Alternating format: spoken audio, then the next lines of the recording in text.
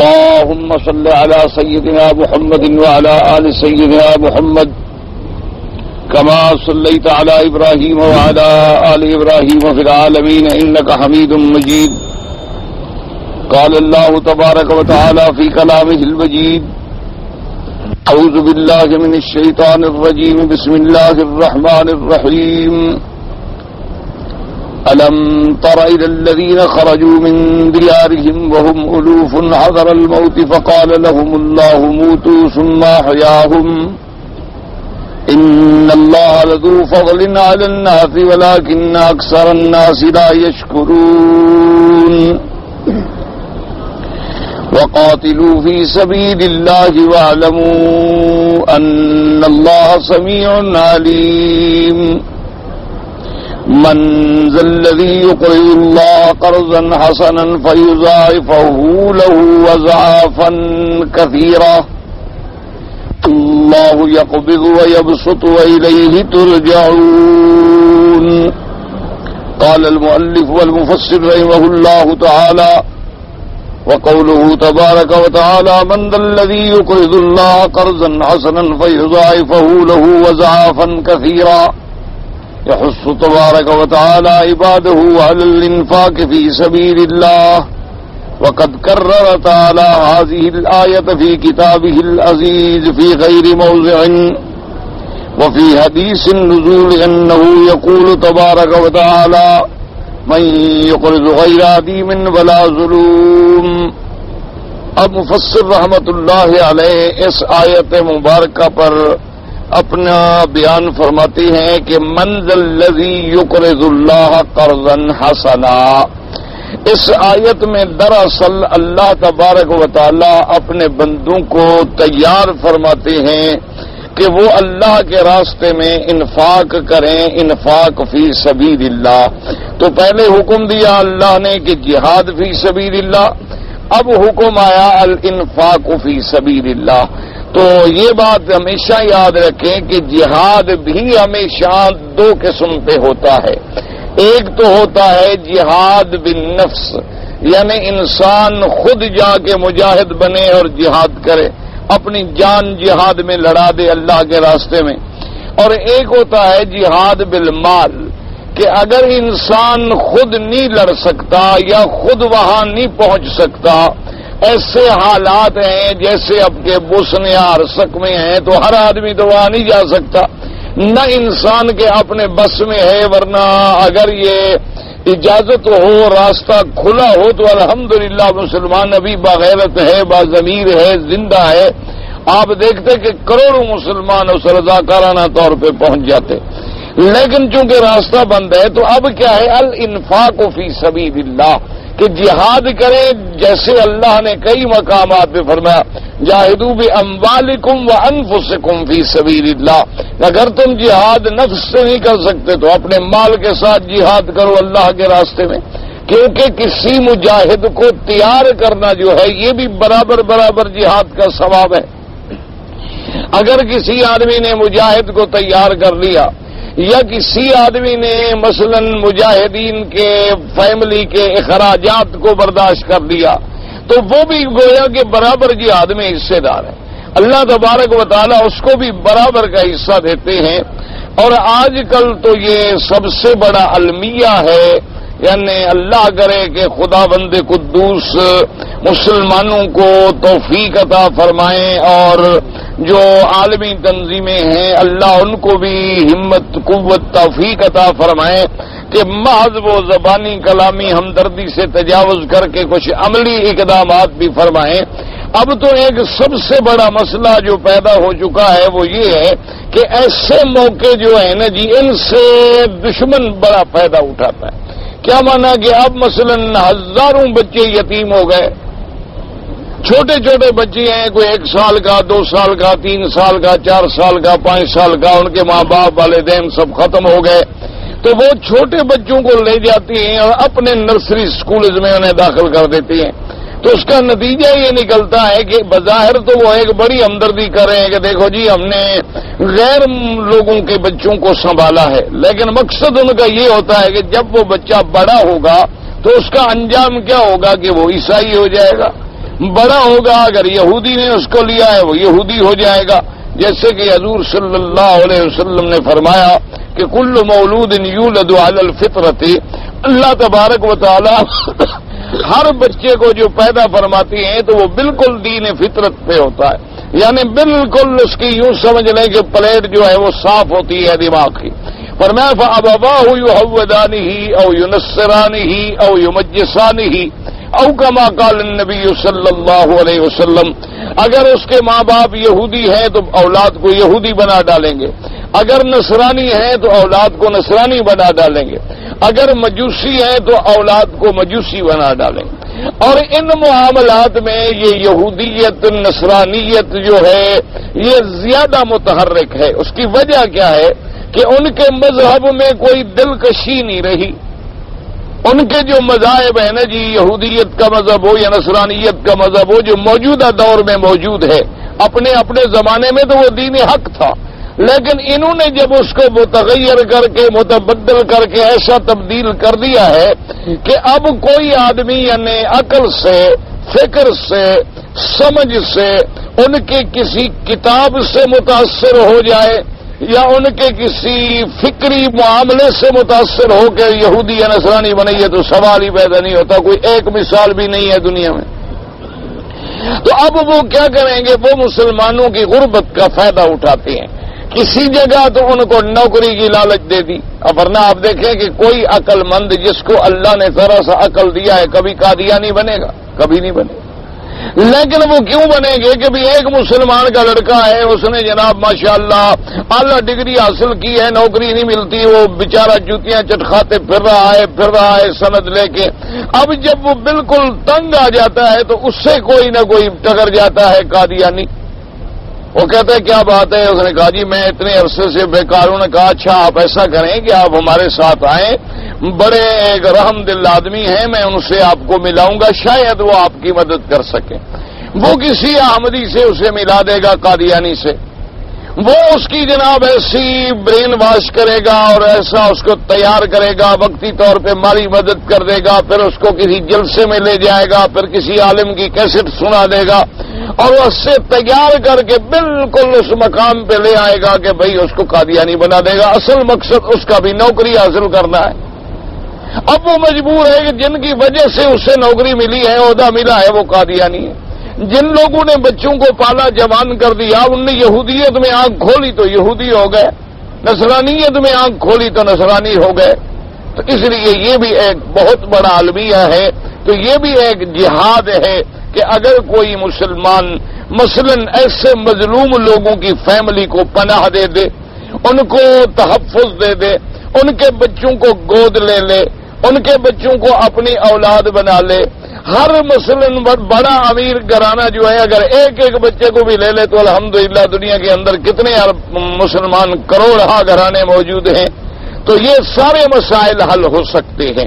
اس لیے اللہ نے حکم دیا کہ قاتلوا فی سبیل اللہ، کہ پہلا مقام تو یہ ہے کہ اللہ کے راستے میں تم خود قتال کرو، خود جہاد کرو، اپنی جان قربان کر دو، کیونکہ جب تم جان قربان کرو گے تو پھر اللہ کی رحمتیں تمہاری نصرت اور مدد کریں گی، اور اگر یہ نہیں کر سکتے ہو تو اللہ کے راستے میں خرچ کرو۔ جیسے کہ آپ نے الحمدللہ کئی دفعہ پڑھا ہے کہ پورے دین کا خلاصہ اگر نکالا جائے، یعنی ساری تعلیمات اسلامیہ کا خلاصہ نکالا جائے تو دو لفظوں میں نکل سکتا ہے کہ خلاصہ کیا ہے کہ العظمت لامر اللہ، العظمت للخالق والشفقت علی الخلق، کہ خالق کی دل میں عظمت آ جائے، مخلوق پہ شفقت آ جائے، بس اسلام آ گیا، اسلام اسی کا نام۔ اللہ کی عظمت جب دل میں آئے گی، نماز روزہ حج زکوٰۃ سب آ جائے گا۔ جب اللہ کی عظمت ہے، اللہ کے اوامر کی اطاعت ہوگی، اللہ کے جو نواہی ہیں ان سے آدمی بچ جائے گا، اور جب اللہ کی مخلوق شفقت علی خلق اللہ، اللہ کی مخلوق پہ جب شفقت آئے گی، اب وہ زکوٰۃ بھی دے گا، صدقات بھی دے گا، خیرات بھی کرے گا، ہمسائے کے حقوق کا لحاظ بھی کرے گا، بڑے کا احترام کرے گا، بیوہ یتیم پہ رحم کرے گا، معذور پہ رحم کرے گا، یہ شفقت علی خلق اللہ۔ تو اب یہاں اللہ نے ایک عجیب انداز میں فرمایا کہ من ذا الذی یقرض اللہ قرضا حسنا، کون ہے جو اپنے اللہ کو قرض ادا کرے؟ حالانکہ اللہ تبارک و تعالی جو ساری کائنات کے مالک ہیں، خزائن السماوات والارض کے مالک ہیں، اور ساری کائنات کو رزق دینے والے ہیں، اور جس کی شان یہ ہے کہ واللہ الغنی وانتم الفقراء، کہ اللہ کی ذات غنی ہے اور ساری کائنات اس کے آگے محتاج ہے، لیکن جب اتنا بڑا غنی فرمائے کہ قرض دو تو اب کوئی نہ دے تو اس سے بڑا جاہل کوئی نہ ہوا۔ اچھا، اب قرض دینے کا کیا معنی ہے؟ یہاں مفسرین کرام نے دو قول نقل فرمائے ہیں۔ بعض تو کہتے ہیں کہ اس کا معنی یہ ہے کہ من ذا الذی یقرض اللہ قرضا حسنا کا معنی یہ ہے کہ من ذا الذی یقرض عباد اللہ، کون ہے جو اللہ کے بندوں کو قرض دے؟ بعض مفسرین رحمہم اللہ نے ایک قول یہ نقل فرمایا کہ بھئی اللہ کو قرض کی کیا ضرورت ہے؟ اچھا، بعض علماء نے فرمایا کہ نہیں، بالکل یہ جیسے حدیث میں آتا ہے، حضور صلی اللہ علیہ وسلم نے فرمایا، حدیث الہی ہے، اللہ پاک فرماتی ہیں کہ یا ابن آدم، اے آدم کے بیٹے، مرضت فلم تعودنی، کہ میں بیمار ہوا تم نے میری عیادت نہ کی، میں بھوکا تھا تم نے مجھے کھانا نہ کھلایا۔ اور بندہ حیران ہو جائے گا، کہے گا یا رب تم کیسے مریض ہو سکتے؟ اللہ تم تو ہر صفت نقصان سے منزہ ہو۔ اللہ فرمائے کہ فلاں بندہ میرا جو بیمار تھا، تو اگر اس کی عیادت کرتا تو مجھے اس کے پاس پاتا، فلاں میرا بندہ بھوکا تھا تو اس کو کھلاتا تو اس کے پاس مجھے پاتا، فلاں بندہ میرا پیاسا تھا اگر تو اس کو کھلاتا تو مجھے تو اس کے پاس پاتا۔ یعنی جب تو میرے بندے کو صرف میری رضا کے لیے کھلا رہا ہے تو گویا مجھے دے رہا، کیونکہ جب بھی کوئی آدمی اللہ کے نام پر اللہ تبارک و تعالی کی عظمت کو سامنے رکھ کے کوئی اقدام کرتا ہے، اور پھر ایک بھی یہ بات آئی کہ قرض دینا جو ہے، یاد رکھو قرضہ ہمیشہ آدمی، اب دیکھیں نا کوئی غریب آدمی ہے اس کو قرضہ ضرورت تو کوئی نہیں دے گا۔ اچھا، اگر کوئی بڑی پارٹی ہے اور اس کا معاملات کاروبار بالکل ٹھیک ٹھاک ہے، وہ جس بڑی فرم کو کہیں گے اس کو فوراً قرضہ مل جائے گا، کیونکہ جب وہ بات کریں گے کہیں گے جی چھوڑیں، یہ تو بڑی ساؤنڈ پارٹی ہے، محفوظ بات ہے، ان کو کیا ڈر ہے، جتنا ہو گیا جی سر آپ فرمائیں، لکھنے پڑھنے کی بھی کیا ضرورت ہے، وہ ٹھیک ہے ہم آپ کو ڈرافٹ بھیج دیں گے، بعد میں ہوتا رہے گا، کیوں اسے پتا ہے کہ یہ محفوظ مقام ہے، میرا پیسہ ڈوب نہیں سکتا ہے۔ تو اللہ نے فرمایا کہ بدبختو سوچو کہ جب اگر بندوں میں تمہیں پارٹی مضبوط ملے تو قرضہ دے دیتے ہو، تو اپنے خدا کو نہیں دیتے ہو، جہاں نہ تو خزانے ختم ہونے کا مسئلہ ہے اور نہ ڈوبنے کا مسئلہ ہے، کہ اللہ کسی پہ ظلم تو کرتے نہیں، اس لیے کہ تیرے پیسے ڈوب جائیں یہ بھی سوال پیدا نہیں ہوتا۔ اچھا، بھی خدا نہ کرے خزائن السماوات والارض میں کمی آ جائے گی اور تیرا خزانہ، تیرا قرضہ ادا نہیں ہوگا، یہ بات بھی خطا غلط ہے، کیونکہ اللہ تبارک و تعالیٰ کے خزانوں میں تو اتنا ہے کہ ساری مخلوق کو دینے کے بعد بھی اس کے اندر ذرے کے برابر بھی کمی واقع نہیں ہوتی۔ تو اس لیے اللہ تبارک و تعالیٰ نے اپنے بندوں کو تیار کیا، کون ہے جو اللہ کو قرض دے؟ یعنی جب تم کسی مظلوم کو، جب تم کسی محتاج کو تم قرض دیتے ہو، اور قرض حسنہ کیا معنی ہوتا ہے کہ جس کے اوپر کوئی منافع نہ چارج کیا جائے۔ کیا معنی؟ آج تو بہت سارے لوگ ہیں، اللہ معاف فرمائے، حرم میں بھی رہتے ہیں، نمازیں بھی پڑھتے ہیں، درس بھی سنتے ہیں، قرآن شریف کی منزلیں بھی پڑھتے ہیں، لیکن قرضے دیتے ہیں سود پر۔ تو یہ تو بالکل خالص حرام ہے۔ یعنی اگر کوئی قرض ہو اور وہ نفع کو کھینچے تو وہ اس کو سود کہا جاتا ہے۔ کیا معنی؟ اگر ایک آدمی کہے کہ جی مجھے 1000 ریال قرض چاہیے، وہ کہے کہ ٹھیک ہے جی آپ لے لیں، تو آپ مجھے کب دیں گے؟ وہ کہے جی میں 6 مہینے میں دے دوں گا، ٹھیک ہے تو پھر آپ 1200 واپس کریں گے۔ کوئی جی میں سال میں دوں گا، ٹھیک ہے جی پھر آپ 1400 واپس کریں گے۔ تو یہ خالص سود ہے، ربا ہے۔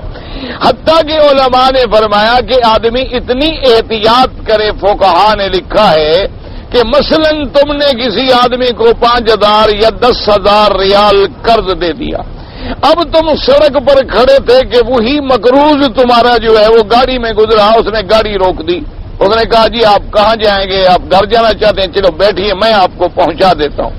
تو فقہاء نے لکھا ہے کہ اگر تمہاری دوستی قرضہ دینے سے پہلے بھی تھی، اور پہلے بھی وہ کبھی کبھی تمہیں اپنی گاڑی میں گھر چھوڑ دیتا تھا، تو اب تو تمہارے لیے بیٹھنا جائز ہے۔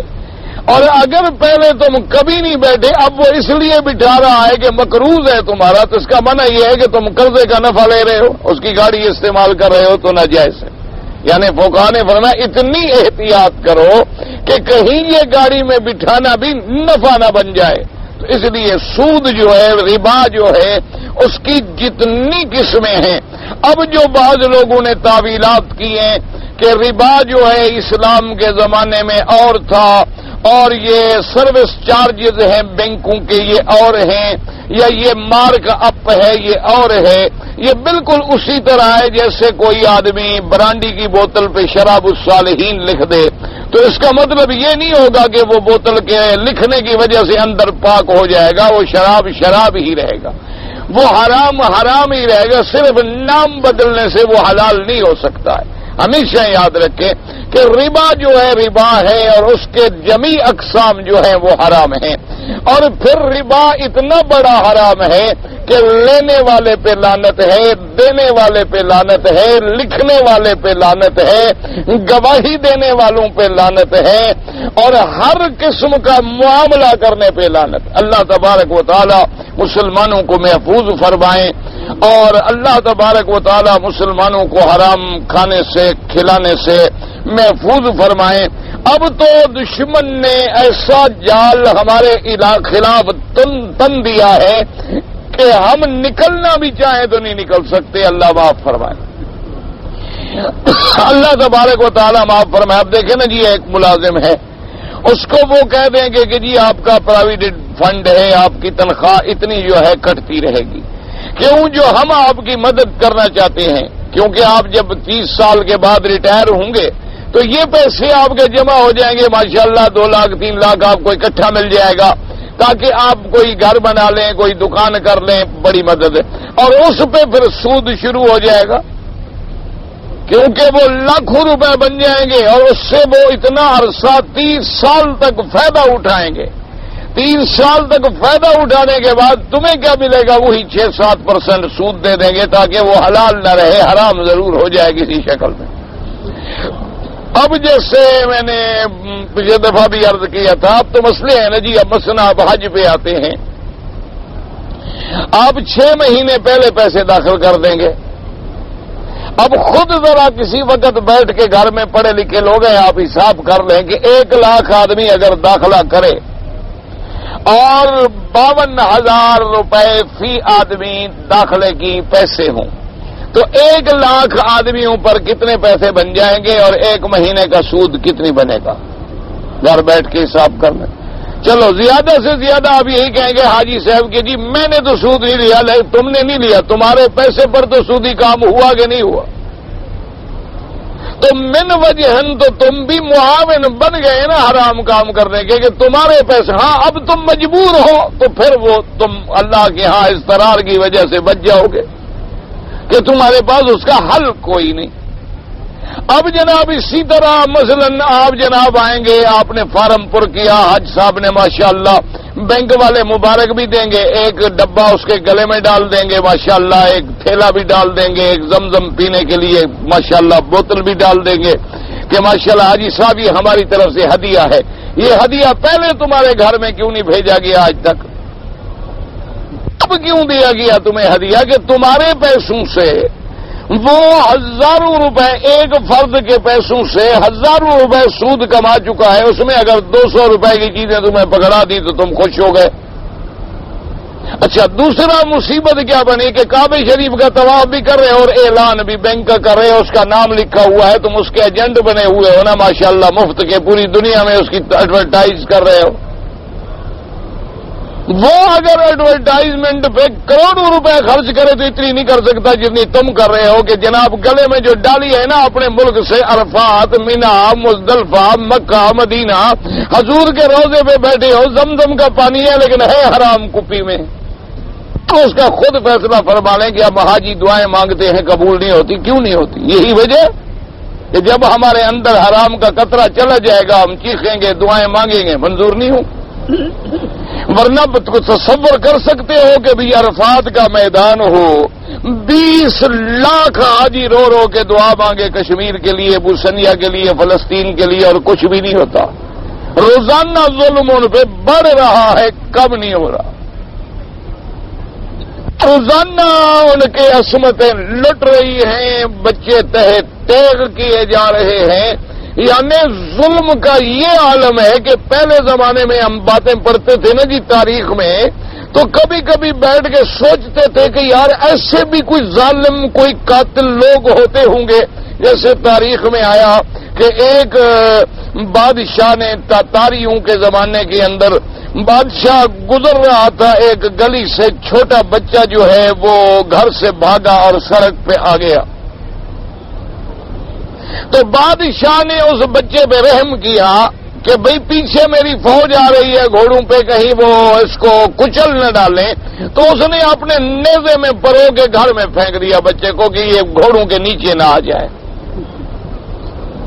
جب ہم ایسے واقعات پڑھتے تھے ہم سمجھتے تھے کہ یہ فسانے ہیں، ڈرامے ہیں، کوئی اتنا پاگل ہو سکتا ہے، اتنا بے وقوف ہو سکتا ہے. اب یعنی یہ واقعات حقائق ہیں کہ بچوں کو مارا جاتا ہے، دیواروں میں میخیں ڈال کے انہیں لٹکایا جاتا ہے، اور بچوں کو کاٹ کے ان کا، یعنی آپ اندازہ کریں، اگلے دن میں اخبار میں پڑھ رہا تھا کہ ایک آدمی کو، بچے کو گولی ماری گئی اور اس کے خون فراٹے بھر رہا ہے، اور ماں کو کہا کہ یہ خون پیو ہمارے سامنے، ورنہ ہم تمہارے باقی بچوں کو بھی گولی مار دیں گے. ماں اپنے بچے کا خون پیتی رہی کہ باقی تو بچے. یعنی آپ اندازہ فرمائیں اتنے بڑے ظلم کے بعد، اور ہم ہیں ماشاءاللہ نہ ہمارے کھانے میں فرق ہے، نہ ہمارے سونے میں فرق ہے، نہ ہمارے آرام میں فرق ہے، نہ ہماری عیاشیوں میں فرق ہے، نہ ہماری فضول خرچیوں میں فرق ہے، اور ہم مسلمان بھی ہیں، امت رسول اللہ بھی ہیں. ماشاءاللہ ماشاءاللہ. اللہ تبارک و تعالی بس ہدایت کے فیصلے فرما دے. یعنی آپ یقین کریں کہ صرف مسلمان سگریٹ پینا چھوڑ دیں اور وہی پیسے ان کو دے دیں تو کوئی آدمی بھوکا نہیں مر سکتا. یعنی آپ حساب لگوا لیں پڑھے لکھے لوگوں سے. ہم مولوی لوگ تو حساب کتاب جانتے نہیں نا، ہمیں تو اقتصادیات کا اتنا ماہر نہیں ہوتے.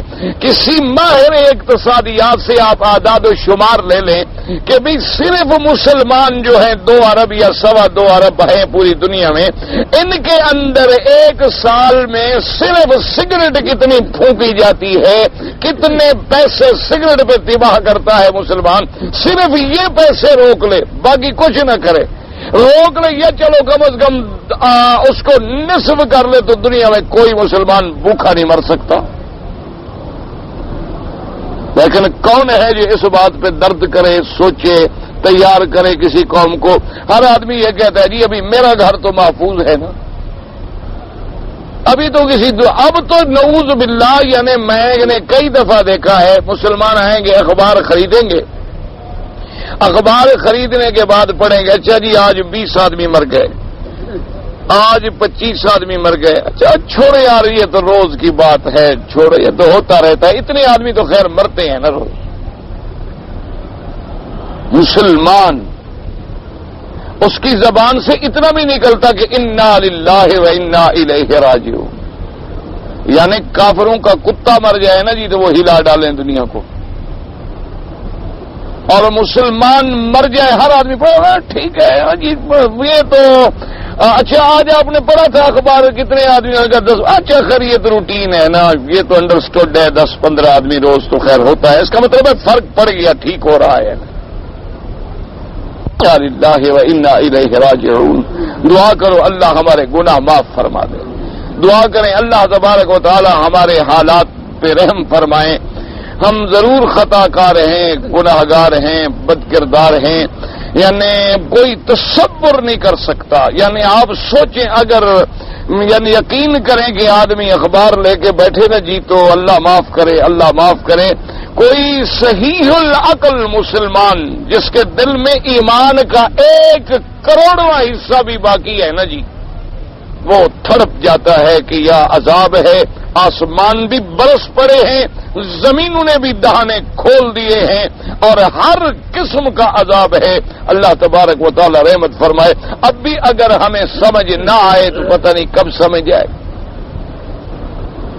اللہ پاک ہدایت فرما دیں. ہم تو بس یہی کہیں گے, دعا کریں کہ اللہ مسلمانوں کو ہدایت, اللہ تبارک و تعالی مسلمانوں کے خطا معاف کر دیں, اللہ ہمارے گناہ معاف کر دیں, اور اللہ تبارک و تعالی ہماری بے حسی اور بے ضمیری جو ہے اس کو ختم کر دیں. مسلمان پھر بیدار ہو, اللہ کے راستے میں خرچ کرنے کے لیے, جہاد کرنے کے لیے تیار ہو جائے, تو دنیا کی کوئی طاقت مسلمان کا مقابلہ نہیں کر سکتی.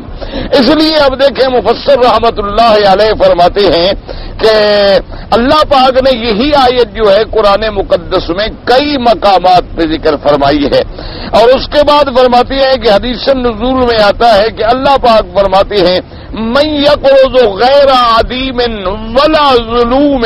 حدیث نزول کا معنی ہے کہ اللہ تبارک و تعالی ینزل الی السماء الدنیا, اللہ عرش سے آسمان دنیا پہ نزول اجلال فرماتے ہیں جیسے ان کی شان کو زیبا ہے. اور پھر اللہ فرماتے ہیں کون ہے جو ایسی ذات کو قرضہ دے جہاں قرضہ ڈوبے گا بھی نہیں اور ظلم بھی نہیں ہوگا, اور پھر قرضے کا قرضہ نہیں ملے گا بلکہ کئی گنا ہم بڑھا دیں گے, کئی گنا ہم بڑھا دیں گے.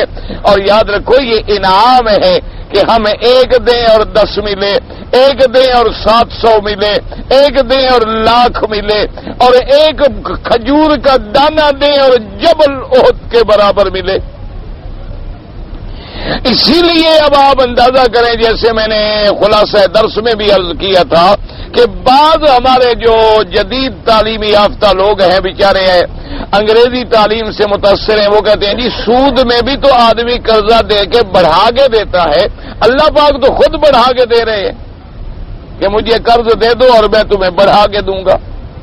تو بڑھا کے دے دو, اللہ پاک خود تعلیم دے رہے ہیں بندوں کو, تو لہذا بڑھا کے دینے میں تو کوئی فرق. لیکن یاد رکھو ایک ہے ہمارا بندوں کا بڑھانا اور فکس کرنا, ایک ہے اللہ کا بڑھانا. خالق کے عمل کو تم مخلوق کے ساتھ کیسے نسبت ہی نہیں کر سکتے ہو, تو ایمان ہی ختم ہو جائے گا. بات کو سمجھیں. ایک دیکھو نا, اللہ نے فرمایا تم کسی غیر کی قسم نہ کھاؤ, لیکن اللہ نے خود قسم کھائی والتین والزیتون وطور سینین. اللہ پاک نے قسم کھائی والنجم اذا ہوا ما ضل صاحبکم وما غوی, کیونکہ خالق خالق ہے, مخلوق مخلوق ہے. ایک اور دوسرا یہ ہے کہ اللہ کے بڑھانے کی نسبت میں تم دے سکتے ہو تو آؤ پھر دو. اللہ نے فرمایا یاد رکھو لا تسبوا اصحابی فلو ان احدکم انفق مثل احد ذهبا ما بلغ مد احدهم ولا نصیفه او كما قال رسول اللہ صلی اللہ علیہ وسلم. حضور نے فرمایا خبردار میرے صحابہ کو گالیاں نہ دینا, میرے صحابہ کا مقام سمجھو کہ اگر تم ایک احد پہاڑ کے برابر سونا خرچ کرو, احد پہاڑ کے برابر سونا خرچ کرو, اور میرا صحابی ایک چلو بھر جو یا گندم خیرات کرے, اس کا ثواب تمہارے اس سونے سے بھی زیادہ ہے.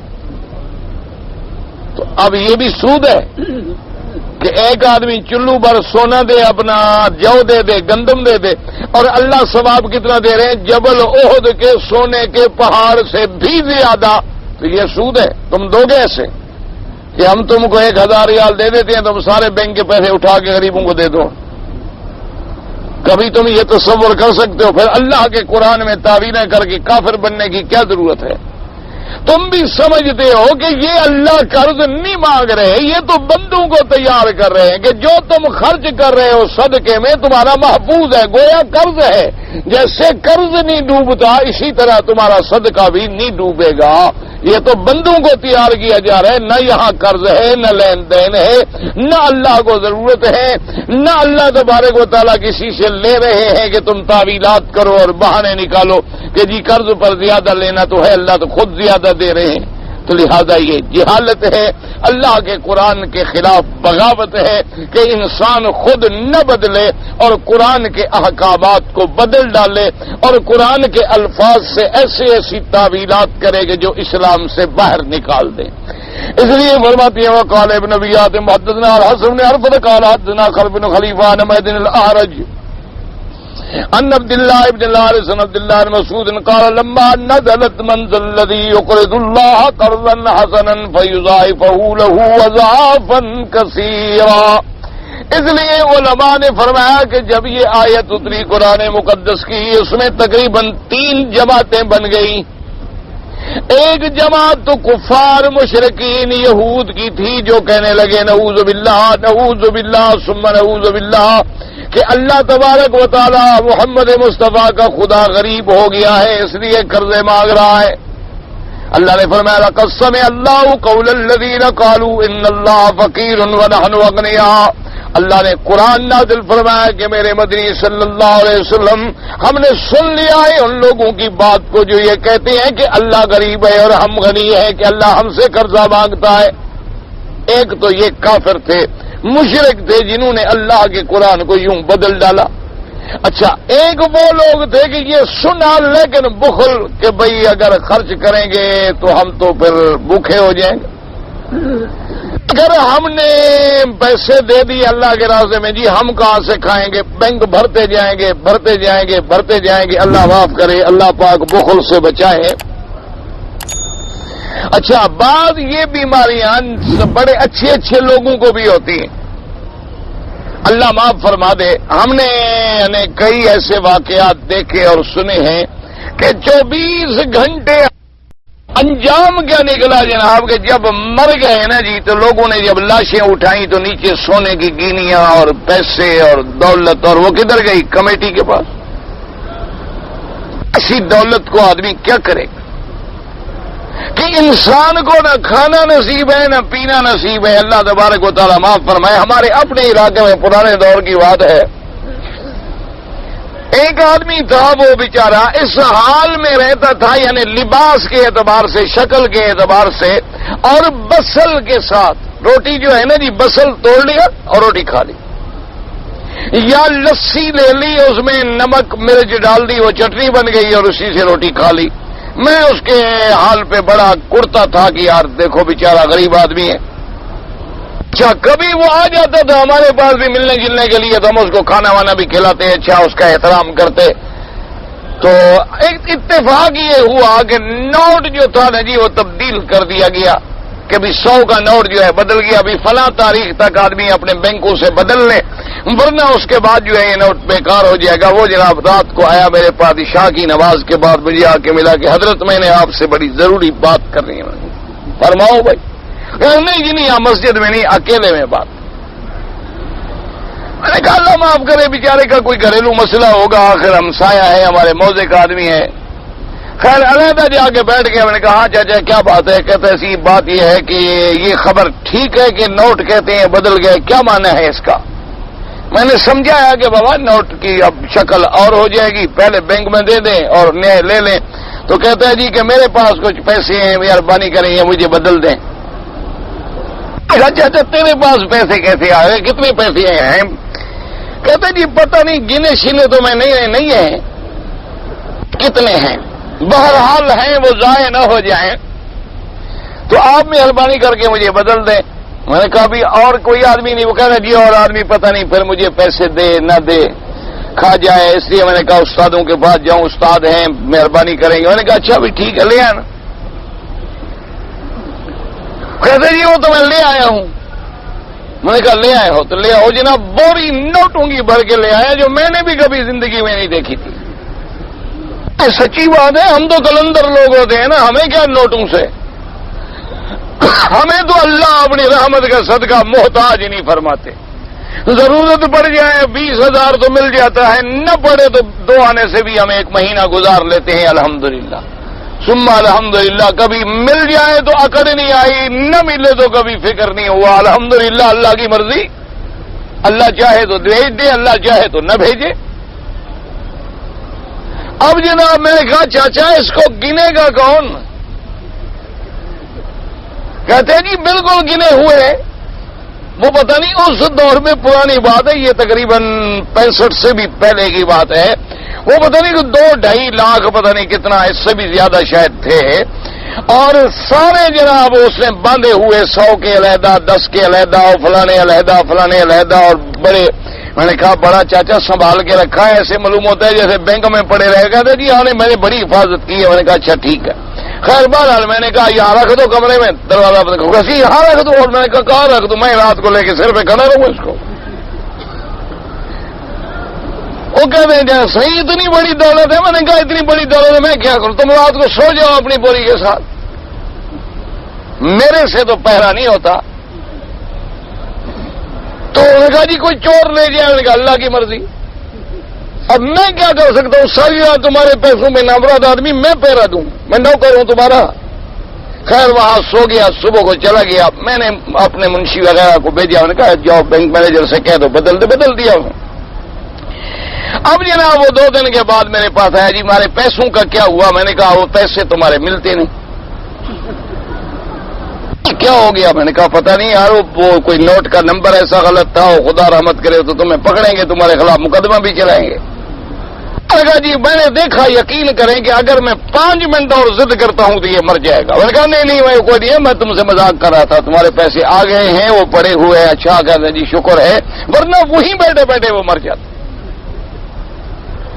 اللہ معاف کر. انا للہ و انا الیہ راجعون. دعا کرو اللہ ایسے شح اور بخل سے بچائے. اللہ تبارک و تعالیٰ سے دعا کرو اللہ ہمارے حال پہ رحم. یعنی کئی لوگ ہیں آپ نے بھی دیکھے ہوں گے ماشاءاللہ, خدا رحمت کرے کہ ان کے ساتھ نماز میں کھڑا نہ ہونا پڑے. اتنی بدبو ہوگی کپڑوں میں کہ جیسے ابھی پتہ نہیں کو بلی مار کے جیب میں ڈالی ہوئی ہے.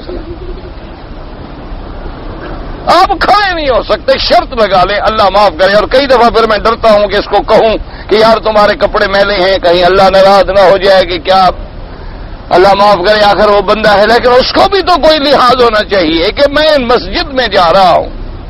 اچھا ان کے پاس پیسے بھی ہوتے, تو اس لیے اللہ نے فرمایا کہ ایسی ذات کو قرضہ دے دو اور خدا کے خزانے میں جمع کرا دو جہاں بڑھے گا ڈوبے گا بھی نہیں اور ختم بھی نہیں ہوگا. اور میرے پاک نبی نے فرمایا اللہ اکبر. اور میرا ایمان ہے کہ کوئی مجھے کہے نا کہ ابھی رات نہیں ہے, میں مان لوں گا, لیکن فرمان محمد مصطفیٰ کبھی غلط نہیں ہو سکتا. اللہ کے نبی کا فرمان کبھی نہیں ٹالا جا سکتا. حضور نے فرمایا ما نقص مال من صدقۃ قط, او کما قال, فرمایا اللہ کے راستے میں خرچ کرنے سے مال کبھی کم نہیں ہوتا. اللہ تبارک و تعالیٰ اس میں برکتیں عطا فرماتی ہے. اللہ تبارک و تعالیٰ اس کا معاوضہ دنیا میں بھی اور آخرت میں بھی عطا فرماتی ہے. فرماتی ہے کہ جب یہ آیت اتری تو اب تیسرا راستہ کون تھا کہ قال ابو الدہداء الانصاری, یہ صحابی ہے انصاری ہیں. یا رسول اللہ صلی اللہ علیہ وسلم ان اللہ عز وجل یرید منا القرض. قال نعم یا ابا الدہداء. قال ارنی یدک یا رسول اللہ صلی اللہ علیہ وسلم. قال فناوله يده وقال فإني قد أقرضت ربي عز وجل حائطي. قال وحائط له فيه 600 نخلة وأم الدهداء فيه وعيالها. فقال فجاء أبو الدهداء فناداها يا أم الدهداء. قالت لبيك. قال أخرجيك فقد أقرضت ربي عز وجل. اب جناب ایک صحابی ہے انصاری. انصاری وہ صحابی تھے جو مدینہ منورہ کے رہنے والے اور مکے سے جانے والے جو تھے وہ مہاجر کہلاتے تھے.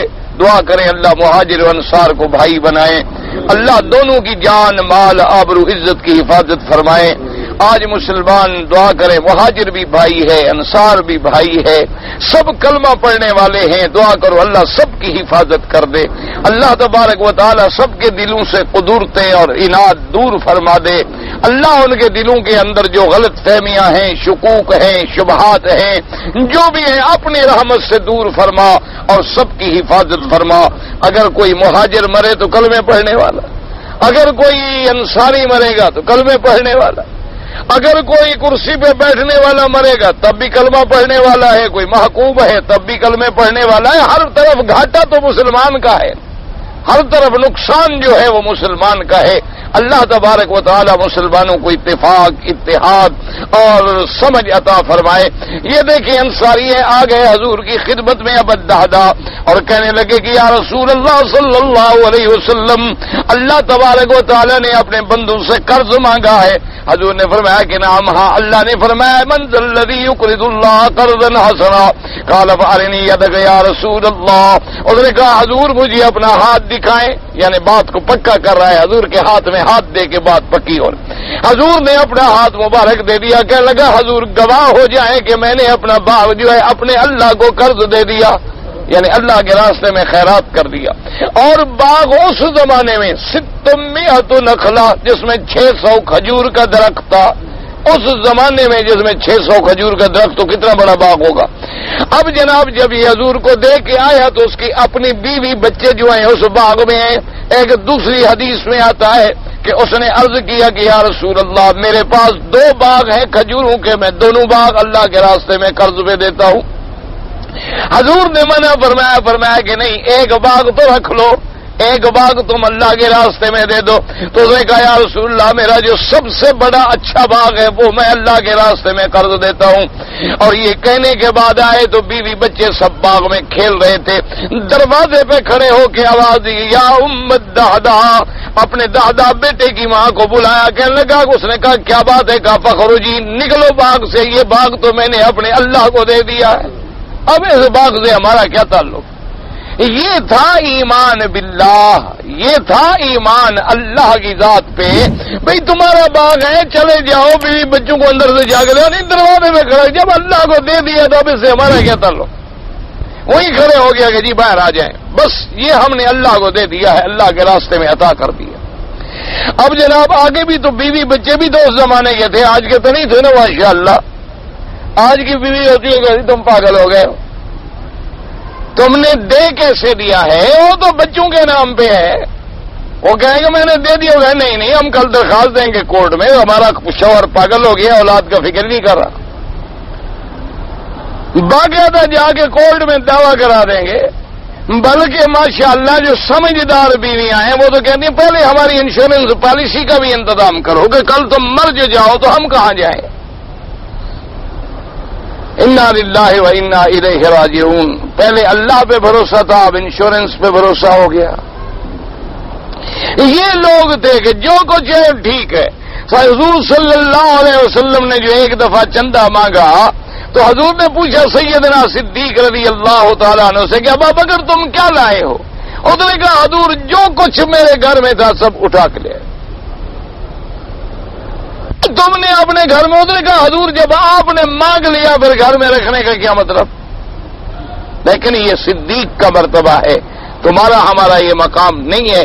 ہمیں شریعت کا حکم یہ ہے کہ اللہ کے راستے میں خیرات کرو یا وصیت کرو تو ثلث سے کرو، یعنی تیسرے حصے سے زیادہ نہ کرو۔ اپنے بچوں کے لیے بھی جائیداد چھوڑو، اپنے بچوں کے لیے بھی اتنا چھوڑو کہ تیرے مرنے کے بعد وہ بھیک نہ مانگیں، تو تیرے مرنے کے بعد وہ کسی کے محتاج نہ رہیں۔ اب جناب اس کے بعد فرماتے ہیں قالت لبیک، بیوی نے فوراً کہہ دیا حاضر، ٹھیک ہے جو کچھ تم نے کیا بڑا اچھا کیا۔ قال اخرجی فقد اقرضت ربی عز وجل وقد رواه ابن مردوہ من حدیث عبد الرحمن بن زید بن اسلم النبی عن عمر رضی اللہ تعالی عنہ مرفوعا بنحوه وقوله تبارک وتعالى قرضا حسنا روان ورغم نصرون فقدری سبیل اللہ۔ قرضا حسنا کا مطلب کیا ہے؟ یعنی اللہ کے راستے میں خرچ کرنا۔ وکیل والنفقۃ علی العیال، بعض علماء نے فرمایا کہ جو آدمی اپنے بچوں پر بھی خرچ کرتا ہے وہ بھی قرض حسنہ میں آتا ہے، وہ بھی اللہ کی رضا میں خرچ کر رہا ہے۔ وکیل ہوا التسبیح والتقدیس، بعض علماء نے فرمایا کہ جو آدمی سبحان اللہ الحمدللہ الحمدللہ کہہ رہا ہے گویا یہ بھی قرض حسنہ ہے۔ کیا معنی؟ وجہ یہ ہے، ہمیشہ یاد رکھو اللہ پیسے دے دے تو پیسے دے دو، جیسے حکم ہے نا کہ روزے دار کو افطار کراؤ، کھانا ہے تو کھانا کھلا دو، کھجور ہے کھجور دے دو۔ اچھا بھئی اب غریب آدمی ہے کہاں سے کھجور خریدے؟ پانی پلا دو، افطار ہی کرانا ہے نا۔ اسی طرح حضور پاک نے فرمایا تبسم فی وجہ اخیہ صدقۃ، کہ اگر بھائی مسلمان ملے تو مسکرا کے ملنا جو ہے اللہ اس کا بھی صدقے کا ثواب عطا فرماتی ہے۔ کہ اپنے بھائی کو دیکھ کے مسکرا دو، اس کے دل میں خوشی آ جائے گی۔ اس کو جو تم نے خوشی پہنچائی ہے، پیسے دے کے بھی تو خوشی پہنچائی جاتی ہے نا، کپڑا دے کے بھی خوشی پہنچائی جاتی ہے، مسکرا کے بھی خوشی پہنچائی جاتی ہے، اللہ اس کا بھی ثواب تمہیں بطور صدقہ کے عطا فرمائیں گے۔ اور اسی طرح یاد رکھیں، اسی طرح ایک ہوتا ہے کسی کو طعام کھلانا، یعنی کسی کو دعوت دینی کہ میرے گھر میں آپ کھانا کھائیں۔ وہاں تو اسلام کا یہ حکم ہے کہ لا تصاحب الا مؤمن ولا یاکل طعامک الا تقی او کما قال۔ حضور نے فرمایا ایک تو سفر کرو یا صحبت اختیار کرو یا دوستی رکھو تو مومن کامل کے ساتھ رکھو جو ایمان والا ہو، تاکہ تمہیں بھی ایمان پہ چلائے، اور تیرا طعام نہ کھائے مگر وہ جو اللہ سے ڈرنے والا ہے۔ یعنی اگر گھر میں کبھی دعوت دو تو متقی آدمی کو دعوت دو، اللہ سے ڈرنے والے کو، تاکہ تیرا طعام وہ کھائے جو طعام کھانے کے بعد اللہ کی رضا میں طاقت کو خرچ کرے۔ اگر تم نے کسی معاصی والے کو، قاتل کو، ڈاکو کو، چور کو، زانی کو، شرابی کو کھلایا تو وہ تو پھر وہی خرچ کرے گا نا، تو اس کے گناہ کے اندر بھی تم برابر کے شریک ہو جاؤ گے۔ اچھا، ایک ہوتا ہے، یہ تو ہے طعام دعوت، ایک ہے طعام حاجت۔ کیا مانا کہ اگر تیرے سامنے کوئی بھوکا آ گیا ہے، چاہے وہ کافر بھی ہے، کھلاؤ، وہ علیحدہ بات ہے۔ یعنی اگر کوئی بھوکا ہے، مسکین ہے، اب تم یہ نہیں پوچھو اس سے کہ تم ہندو ہو، کافر ہو، یہودی ہو، نصرانی ہو، بھوکا ہے بس کھانا کھلاؤ اس کو، پیاسا ہے اس کو پانی پلاؤ، بیمار ہے اس کو دوائی دے دو، چاہے وہ کوئی ہو۔ اس لیے کہ قرآن کہتے ہیں وَيُطْعِمُونَ الطَّعَامَ عَلَىٰ حُبِّهِ مِسْكِينًا وَيَتِيمًا وَأَسِيرًا، کہ صحابہ باوجود اس کے کہ ان کو بھی ضرورت تھی، اپنی حاجت کے باوجود جو ہے وہ یتیموں کو بھی کھلا دیتے، قیدی کو بھی کھلا دیتے تھے، غریبوں کو بھی کھلا دیتے۔ اس وقت صحابہ کے پاس قیدی کون ہوتے تھے؟ کافر۔ صحابہ مسلمانوں کو تھوڑا قید کر کے رکھتے تھے، لیکن چونکہ قیدی ہے، کافر ہے، کچھ ہے، ایک ہے طعام حاجت، ایک ہے طعام دعوت۔ اسی لیے حضور نے فرمایا کہ بھئی کوئی دعوت کرے شادی کی، ولیمے کی تو جاؤ، لیکن آپ نے فرمایا یہ ولیمے کی دعوت جو ہے نا، یہ طعام کوئی اچھا نہیں ہوتا، کوئی بہتر طعام نہیں ہوتا۔ صحابہ نے پوچھا حضور شادی کی، آپ نے فرمایا اس لیے کہ لوگ امیروں کو بلاتے ہیں، غریبوں کو بھول جاتے ہیں، تو ایسے طعام کا کیا فائدہ؟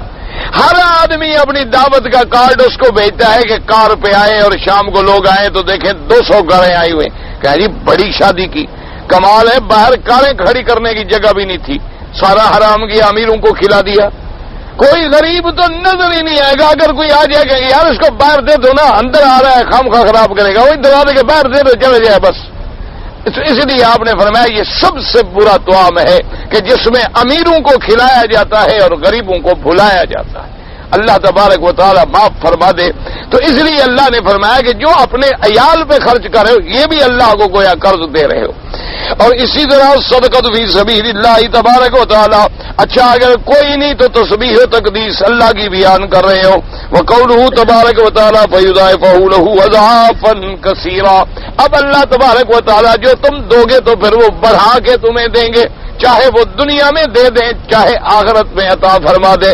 واللہ تعالی اعلم وعلمہ اتم۔ حضرت موسیٰ علیہ السلام نے حضرت شیس علیہ السلام کا لڑکی کو شادی کیا ہے کہ نہیں، اور لڑکی کا نام کیا ہے؟ میں نہ شادی میں شریک تھا، نہ مجھے وہاں انہوں نے کوئی دعوت بھیجی، نہ کارڈ ملا، تو نہیں اس کو کیا فکر ہے غریب؟ نہ موسیٰ علیہ السلام کا شادی نہ ہوا ہو تو کیا خیال ہے اب تم کراؤ گے شادی؟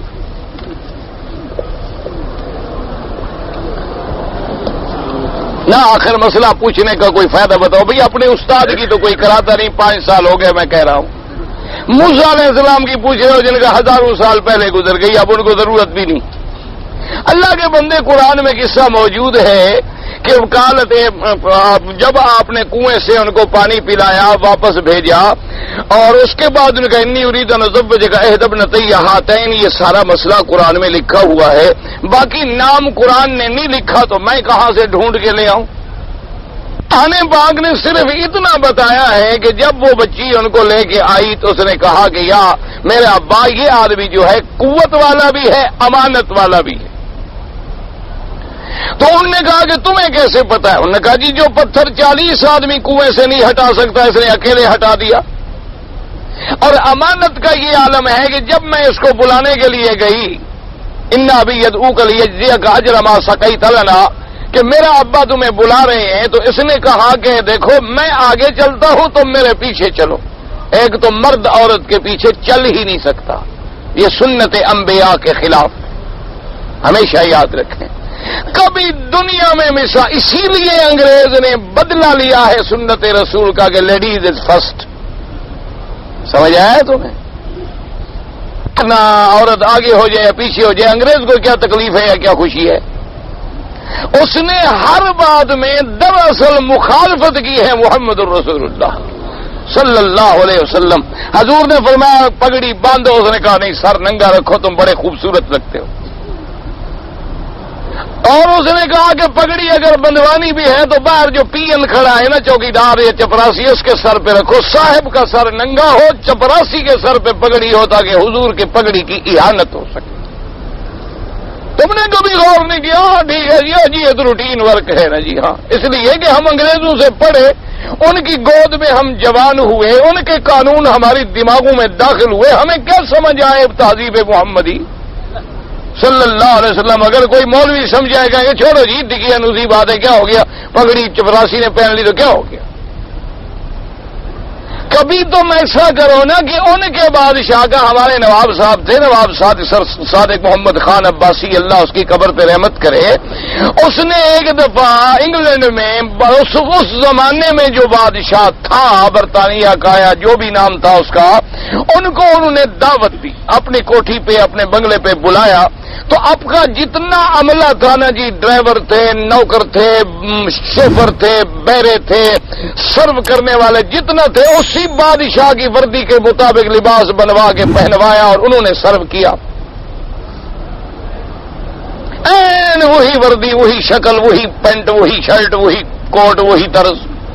اب وہ آ گیا، کھانا تو کھایا، آخر وہ بھی بادشاہ تھا، سمجھ گیا۔ بعد میں اس نے نواب صاحب کے ڈی سی سے کہا کہ بھائی نواب نے میری بڑی توہین کی ہے کہ میرا لباس چوکیداروں کو پہنا دیا، چپراسی کو پہنا دیا، ڈرائیور کو پہنا دیا، بیرے کو پہنا دیا۔ انہوں نے کہا تو اپنے بادشاہ سے کہنا تم نے بھی ہمارے نبی کی توہین کی ہے۔ آج تمہیں احساس ہو رہا ہے کہ میں نے تمہاری وردی اگر نوکر کو پہنا دی، تم نے میرے محمد مدنی کی وردی جو ہے وہ بیرے کو پہنائی ہے، چوکیدار کو پہنائی ہے۔ تم نے بھی ہمارا مذہبی طور پہ دل دکھایا ہے، اس لیے میں نے یہ کیا تھا کہ تمہیں کوئی سبق ملے، میں نے جان کر کیا۔ اس لیے ہم تو ان چھوٹی باتوں کو سوچتے نہیں ہیں نا۔ اب دیکھیں موسیٰ علیہ السلام نے کہا کہ شعیب علیہ السلام کی بیٹی ہیں، وہ شیس علیہ السلام کی بیٹی نہیں ہے۔ انہوں نے کہا کہ تم میرے پیچھے چلو۔ انہوں نے کہا کہ آپ تو راستہ نہیں جانتے۔ انہوں نے کہا مجھے بتا دو نا کہ یہ سڑک چلو، اگر مڑنا ہو تو کہہ دینا کہ دائیں مڑ جاؤ، بائیں مڑ جاؤ، دائیں مڑ جاؤ، بائیں مڑ جاؤ، میں مڑتا جاؤں گا، اور جب بستی نظر آئے گی تو میں بھی سمجھ لوں گا کہ یہی بستی ہے، کیونکہ اگر تم عورت ہو میرے آگے چلو، ہوا ہے، کوئی کپڑا اتر جائے، تیرا دوپٹہ کھل جائے، تیرے بالوں پہ میری نظر پڑے، یہ تو حرام ہے۔ تو اس لیے انہوں نے کہا ابا جان یہ کوی بھی ہے، امین بھی ہے۔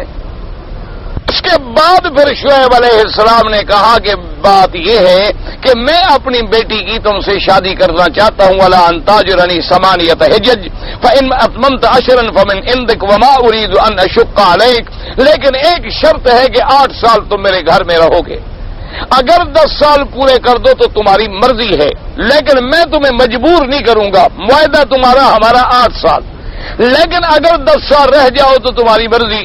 اور جو ہم کہہ رہے ہیں واللہ علی ما نقول وکیل، اللہ ہمارا اس معاملے پر گواہ ہے۔ موسیٰ علیہ السلام راضی ہو گئے، نکاح ہو گیا۔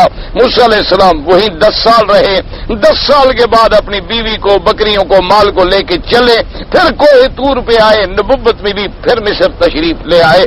جتنا قرآن میں موجود ہے مجھے پتا ہے، میں نے پڑھا ہے طالب العلم کی حیثیت میں، وہ میں عرض کر رہا ہوں، باقی نام مجھے آتا نہیں، نہ میں شادی میں شریک تھا اور نہ تمہیں پوچھنے کا کوئی فائدہ ہے، بس بیٹھے بیٹھے مولوی مفت کا ہے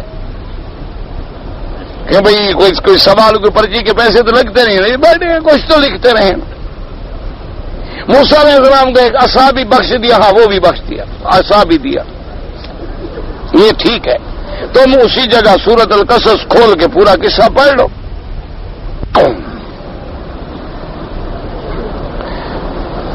ایک جانور حلال کیا ہم نے، ذبح کیا، لیکن چھری جو تھی وہ لوہے کی تھی. چھری لوہے کی نہیں تو لکڑی کی ہوتی ہے کیا؟ اچھا پتہ ہے مسئلہ کیا پوچھ رہا ہے؟ مسئلہ یہ پوچھ رہا ہے، بعض جاہلوں کا یہ عقیدہ ہے کہ بھئی اگر چھری کا پھل ہے لوہے کا، پیچھے دستہ لکڑی کا ہو تب جانور حلال ہوتا ہے، ورنہ جانور حلال نہیں ہوتا. یہ جاہلوں کا عقیدہ ہے، مسئلہ ہے، یہ بے وقوفی ہے. مقصد ذبح کرنا ہے، چاہے تم لوہے سے ذبح کر دیا، چاہے چھری سے ذبح کر دیا، چاہے لکڑی اتنی تیز دھار تھی کہ تم نے صرف لکڑی سے ذبح کر دیا تب بھی ذبح ہو گیا.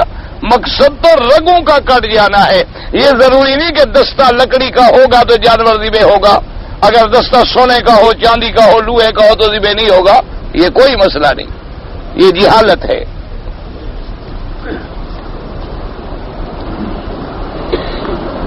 جی ایک آدمی فوت ہو جاتا ہے، پھر اس کی قبر پر جب ہم سلام کہتے ہیں یا مردے کو عذاب کیسے ہوتا ہے؟ روح تو ہوتا نہیں، وہ تو فوت ہو گیا. تو انشاءاللہ مرنے کے بعد جب ملیں گے نا آئندہ، بھئی آج یہاں ملے ہیں، انشاءاللہ مرنے کے بعد بھی تو ملیں گے نا. پھر پوچھ لیں گے کہ کیا ہوا، پھر پتہ لگ جائے گا کہ تمہیں ہوتا ہے کہ پتہ نہیں ہوتا. اچھا نیند میں جو تم سوئے ہوئے ہوتے ہو اور معلوم ہوتا ہے کہ کوئی مجھے مار رہا ہے، دھار دھار کر کے بندہ اٹھ جاتا ہے، وہ کیسے ہوتا؟ حالانکہ نیند میں بھی تو روح نکال لیا جاتا ہے. خدا کے بندے، روح کا نکالنا نام ہے، یہ ہے جسد. اس سے روح نکل گئی، موت آ گئی. اب روح علیین میں ہو، اللہ اس کا تعلق جوڑ دے. سورج اپنے مقام پہ ہے، شعاعیں یہاں ہمیں گرم کر رہی ہیں. کوئی سورج ہماری جیب میں ہوتا ہے؟ سورج اپنے مقام پہ ہے، چاند اپنے مقام پہ ہے، لیکن روشنی. تو جب اتنے بے جان کروں کا یہ تعلق اللہ جوڑ سکتے ہیں تو ارواح کا بھی جوڑ سکتے ہیں. عذاب قبر بھی حق ہے، نہیں میں قبر بھی حق ہے.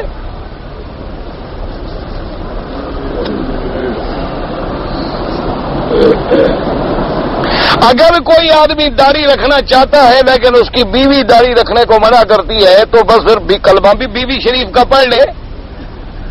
کلمہ نبی کا پڑھا ہے یا بیوی کا پڑھا ہے؟ اگر کلمہ تم نے بیوی کا پڑھا ہے اور زن مرید ہو ماشاءاللہ، تو پھر تو تم جانو قیامت میں اللہ کے نبی کو کہہ دینا جی میری بیوی ناراض ہوتی تھی. کل بیوی کہے کہ نماز بھی نہ پڑھو، کل بیوی تمہیں کہے کہ قرآن بھی نہ پڑھو، کل تمہیں بیوی کہہ دے نعوذ باللہ کہ حرام کھاؤ، رشوت کھاؤ، پھر تو سارا کام بیوی کے ہاتھ میں ہو گیا. یاد رکھو، جو ایمان والے لوگ ہوتے ہیں وہ تو ایسی بیوی کو بھی گھر میں نہیں رکھتے جو محمد کی سنت پہ انکار کرے. سمجھ آ گئی یہ بات؟ ایک ہے داڑھی نہ رکھنا، ایک ہے بیوی کا اعتراض کرنا کہ داڑھی بری لگتی ہے، وہ اسلام سے ختم ہو جاتی ہے، نکاح ٹوٹ جاتا ہے. سمجھ آ گئی بات؟ آگے تمہاری مرضی. ایک ہے داڑھی نہیں رکھتا، گناہگار ہے. ایک ہے کہ وہ کہتی ہے نہیں نہیں تم داڑھی مت رکھو، داڑھی تمہیں بری لگتی ہے اور داڑھی مجھے چبھتی ہے اور داڑھی گندی لگتی ہے اور داڑھی دیکھ کے لوگ کہتے ہیں تمہاری بوڑھے کے ساتھ شادی ہوئی ہوئی. یعنی اب وہ سنت رسول پہ اعتراض کر رہی ہے. سنت رسول پہ اعتراض کرنا جو ہے وہ کفر ہے، اور جب کافر ہو جائے نکاح ختم ہو جاتا ہے. آگے تمہاری مرضی، تم جانو بیوی جانے.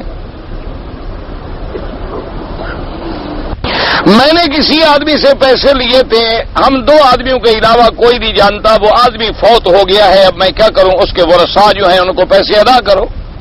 یہ تھوڑا ہے کہ وہ ورثہ فوت ہو گیا تو پیسے بھی فوت ہو گئے، پیسے تو تمہارے ذمہ باقی ہیں. اس کے وارث جو ہیں ان کو تلاش کر کے ادا کرو گے. یہ تمہارے باپ کا پیسہ ہے، تم اپنے ورثے کے مطابق لے لو. اگر اس کا وارث بھی دنیا میں کوئی نہ ہو تو خیرات کرو، صدقہ کر دو، تم خود نہیں رکھ سکتے. آج سے 8 سال پہلے مجھ کو ڈر لگا تھا، میں خواب میں ڈر جاتا ہوں، تو جب رات کو سوئیں آیت الکرسی اور آخری صورتیں قل اعوذ برب الفلق قل اعوذ برب الناس پڑھ کے دم کر لیا کریں، اللہ پاک رحمت کریں گے. سالی اپنے بہنوئی سے پردہ کرے وہ تو سخت ضروری ہے، کیونکہ سالی آدھی گھر والی بننے کے بعد تباہی بناتی ہے. سخت ضروری ہے سالی سے پردہ کرنا، اور سخت ضروری ہے دیور سے پردہ کرنا. یہ میں نے نہیں کہا، حضور نے فرمایا کہ دیور موت ہے. اپنے فرمایا تو موت ہے گھر میں. کیوں؟ لوگوں کا اعتبار ہے کہ جی بیوی کا خاوند کا بھائی ہے. گھر میں آئے گا جائے گا، اکیلا بھی کھڑا ہو تو کوئی نہیں پوچھتا اور تباہی کا باعث بن جاتا۔ ایسے لوگوں سے تو پردہ زیادہ ضروری ہے۔ مقتدی کے لیے سورت فاتحہ پڑھنا لازمی ہے۔ ابھی 1400 سال ہو گئے یہ مسئلے حل نہیں ہوئے، تو اب بھی نہیں ہوتے۔ حنفی ہیں تو نہ پڑھیں، شافعی ہیں تو پڑھا کریں۔ لواطت بہائم کے کیا معنی ہیں؟ بعض لوگ جانوروں سے بدفعلی کرتے ہیں۔ جنازے کے بعد کوئی دعا نہیں، وہی دعا ہے جو جنازے میں مانگی جاتی ہے۔ میری عمر 22 سال ہے، کام بھی کرتا ہوں، لیکن میرے والدین میری شادی نہیں کرتے۔ اگر میں کوئی غلط کام کروں تو گناہ کس کو ہوگا؟ تم 22 سال کے ہو گئے، شادی کر لو، خود والدین تمہارے نوکر ہیں۔ نہیں، تم کام بھی کرتے ہو، تمہارے پاس پیسے موجود ہیں، 22 سال کے ہو گئے ہو، کرو شادی۔ کسی نے منع کیا ہے؟ تمہیں پکڑا ہوا ہے۔ گناہ والدین پہ ڈالنا چاہتا ہے۔ گناہ کر سکتے ہو، شادی نہیں کر سکتے ہو۔ گناہ کرنے کا تو عقل تمہیں موجود ہے کہ جی اگر میں گناہ کروں تو وہ گناہ کس پہ ہوگا؟ تو غیر کی لڑکی ڈھونڈ کے گناہ کرنے کا تو تمہارے پاس ہوشیاری ہے۔ ایک شادی والی ہوئی ہے، تم شادی کر لو، جب تمہارے ماں باپ ڈنڈے مارے تو مجھے لے جانا، میں ان کو بنا لوں گا، یہ میرا وعدہ ہو۔ میں تمہارے والدین کو محنت کروں گا، بھی تمہارے بیٹے نے شادی کی، گناہ تو نہیں کیا، معاف کر دو اس کو۔ میرے بیٹے کا نام نور الرشید ہے، صحیح ہے، ٹھیک ہے، کوئی بات نہیں۔ حجیریہ، یہ بیٹی کا نام مجھے پڑھا نہیں، پڑھا حجریہ، پتہ نہیں حجریہ کیا لکھا ہے تم نے، یہ مجھے پڑھا نہیں کیا۔ ویسے عبد الرشید رکھو تو ٹھیک ہے، نور الرشید بھی ٹھیک ہے۔ میں نے حج کے دوران میں قربانی سے پہلے سر منڈا لیا، اگر حنفی مسلک ہے تو دم ہے، باقی شافعی حضرات یا حنابلہ کے نزدیک کوئی دم نہیں۔ جزاک اللہ جی۔ آج صبح میں نے نماز سے تھوڑے پہلے نیند دیکھا، اچھا خواب دیکھا نا، نیند دیکھا۔ ہمارا پتہ نہیں کہنے ہم پر بندوق کی گولی چلایا، اچھا بچ گیا الحمدللہ۔ اب کیا کریں گے، مسئلہ ہے، میں بتاؤں کیا کروں، بچ گیا، شکر کرو بچ گیا۔